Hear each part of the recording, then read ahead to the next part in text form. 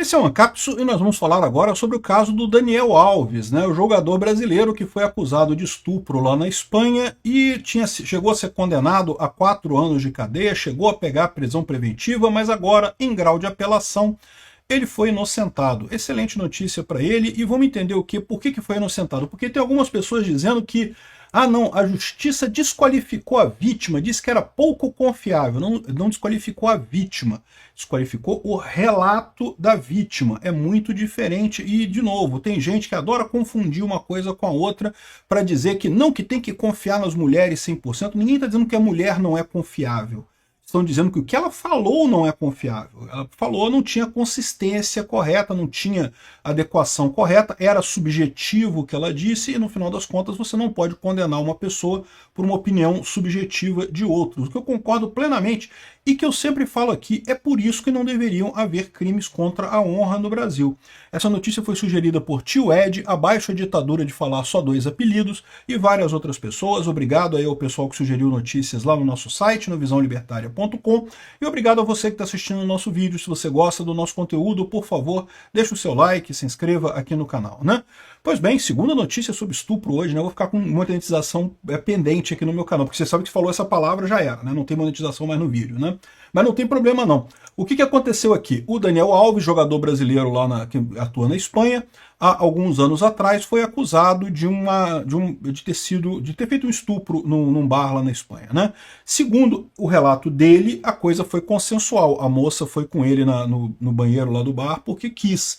Não teve nada de não consensual. A moça diz que não, que ele meio que forçou ela, que ele que quis e não sei o que lá, e fez e não sei o que lá, enfim. Ficou um caso que é o que eu falo para vocês, que é o grande problema do crime de estupro. O crime de estupro é um crime terrível. Eu quero que estuprador, todos eles que se fodam completamente, não tem essa história não. Estupro é terrível. A questão toda é como é que você comprova que foi um estupro, porque existem outros fatores que rolam nessa história aí, né? Por exemplo, é comum a mulher se arrepender depois de ter feito sexo. E nesse caso, não é estupro. Se você se arrependeu depois, não é estupro. Se você se arrependeu no meio do caminho, no meio do ato, e mandou parar e o cara não parou, é estupro. Porque o cara ainda estava fazendo sexo com você e você falou que não tem mais consentimento, acabou. O consentimento tem que ser do iniciozinho até o final, tem que ser 100% de consentimento em todo o ato. Agora, depois que acabou o ato, depois que foi embora, me arrependi de ter feito isso com o cara. Não, peraí, aí não foi estupro. Estupro é se você mudou de ideia antes do caminho. Se não mudou de ideia em momento algum e depois mudou de ideia, lamento muito. Arrependimento é chato pra caramba, concordo, já me arrependi de coisas na minha vida também, mas no final das contas não tem esse negócio. O erro foi seu, né? Outra coisa também, evidentemente, é o caso de quando a pessoa está bêbada, ou está alterada, ou não está em plena capacidade mental, né?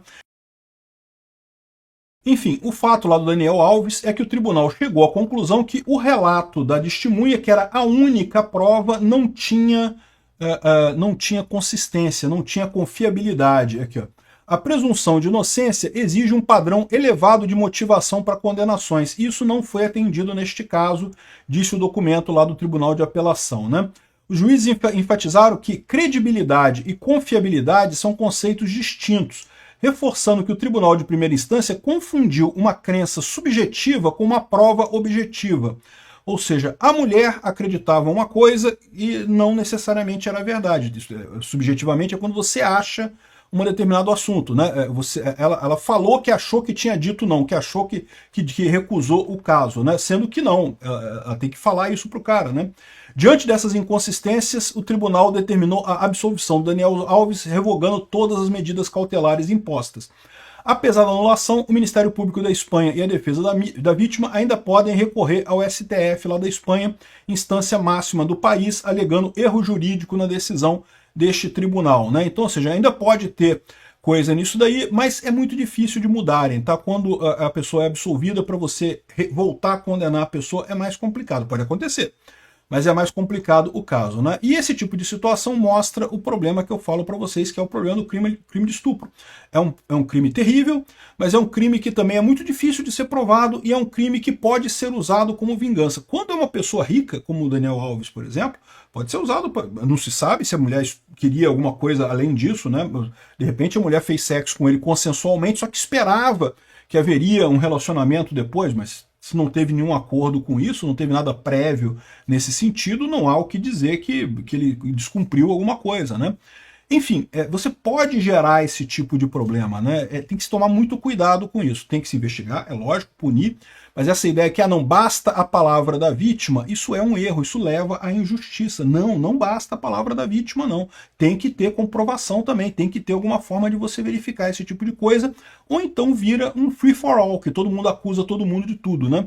Que foi o que aconteceu mais ou menos no movimento Me Too lá nos Estados Unidos. Vocês repararam que o movimento Me Too morreu lá nos Estados Unidos? Exatamente por causa disso. Começou todo mundo a acusar todo mundo, aí começou a ter esse caso. O pessoal não gosta de fulano, vou acusar ele, vou dizer que ele me estuprou, não sei aonde. E aí você começa a perder a credibilidade. Esse é o problema desse tipo de situação, porque as mulheres que começam a usar a acusação de estupro para outros fins, para, sei lá, se vingar do cara, ou exigir dinheiro do cara, ou por qualquer outro motivo que seja, começa fragilizando a situação das mulheres que realmente foram estupradas. Esse é o problema, você acaba deixando todo mundo numa situação mais frágil no final das contas, né? Então, aparentemente é isso daí, o Daniel Alves está livre por enquanto. Agora, isso é um outro problema que tem desse crime também, que é a mácula na imagem da pessoa, né? O Daniel Alves ficou marcado por esse crime, e por mais que o tribunal diga agora que não, que é inocente, coisa e tal, a gente sabe que é uma condenação social muito grande ao estupro, vai ter uma parcela grande da população que vai continuar rejeitando o Daniel Alves, mesmo com o tribunal liberando o caso, né? Então isso é um ponto que, né, a acusação é séria, é uma acusação séria desse tipo. Então é isso. Não estou defendendo o estuprador, não. O estuprador tem que se fuder todos eles. A questão toda é que tem que se tomar cuidado com falsa acusação, né? E o Metrópolis coloca aqui, não porque o tribunal está desqualificando a vítima no caso do Daniel Alves. Pô, isso é terrível, você culpar a vítima, dizer que ela é pouco confiável. Mas isso daqui é um truquezinho que o Metrópolis está usando, que não foi isso. O que o tribunal falou foi que o ato que ela falou, a forma como ela falou foi subjetiva. Ela entendeu que o relato dela foi pouco confiável, né? Então essa é a situação no final das contas. E aí que leva a um outro ponto que eu sempre falo para vocês aqui sobre os crimes contra a honra no Brasil, que eu acho um absurdo. Se eu xingar alguém, se eu disser que alguém é um idiota, a pessoa pode me processar aqui no Brasil, sabia? Pode. Eu não acho que vai ganhar, mas pode me processar. Por que isso? Porque no Brasil se inventou a história de que se alguém fala um palavrão para você, você pode se sentir ofendido.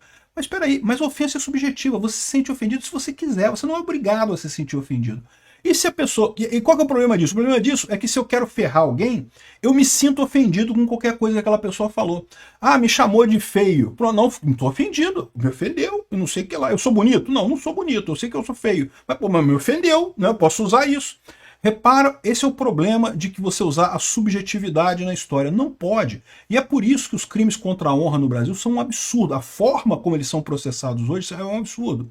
Né? Deveria ser, se fosse como nos Estados Unidos, eu até entenderia. Eu como libertário, acho que não deveria ter nenhum crime contra a honra. Não há crimes que são cometidos com palavras, a menos que seja uma ameaça imediata e iminente de violência. Mas nenhum crime desse deveria existir no Brasil. Mas mesmo que você considere que deveria existir o crime de calúnia, injúria, difamação e coisa e tal, deveria ser como nos Estados Unidos, em que é necessário que você prove que o interesse da pessoa não foi te ofender. O interesse da pessoa foi te prejudicar economicamente com aquela ofensa, ou seja, foi falar uma besteira sobre você de forma que outras pessoas deixassem de fazer negócio contigo e te causassem um prejuízo econômico. Porque aí sim eles entendem que há um crime nessa história. Se for você se ofendeu ou não, meu amigo, você se ofende se você quiser, meu amigo.